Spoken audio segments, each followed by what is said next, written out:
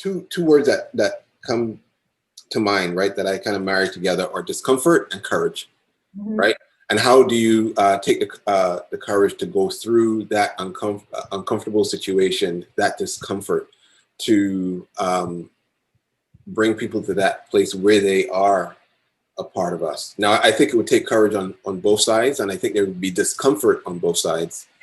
What are your thoughts? Yeah, absolutely. It's uncomfortable on both sides, and it's like it's the meeting ground for that discomfort is trust building, right? So I think that as people who are custodians of spaces, like we hold space for people, and whether you're the boss, the team leader, or whatever it is. Part of your responsibility, part of our responsibility is to build spaces where people can trust that when they're uncomfortable, it's not going to have repercussions that are massively negative, and like they're not going to be hurt, even though they're, so that we can have the courage, the whole thing of having courage in the face of discomfort. And we don't want people to say, okay, I'm going to be courageous, and if I die, I die. No, that's not what we want in the workplace. People have rent and mortgage and food and kids. So this, if I die, I die, that many we have to take on as advocates for change.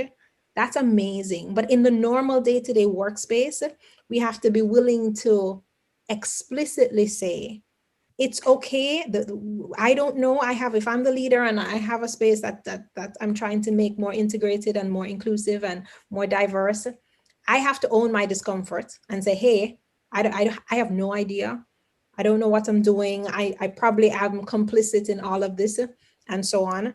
And I'm creating a space here where, you can give me feedback. I want you to teach me the things that are triggering discomfort or whatever it is. I'm creating the space, and it is safe for this conversation to happen.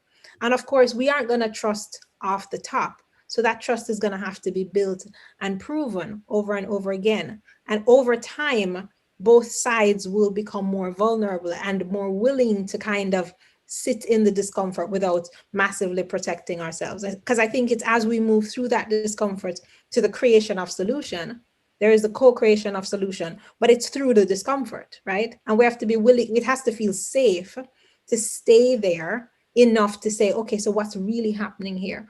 And then how do we create spaces that feel safe and feel like people belong, and, where we can understand each other truly on the deep level, and we can reduce the triggers in the environment and other things, so how do we do that?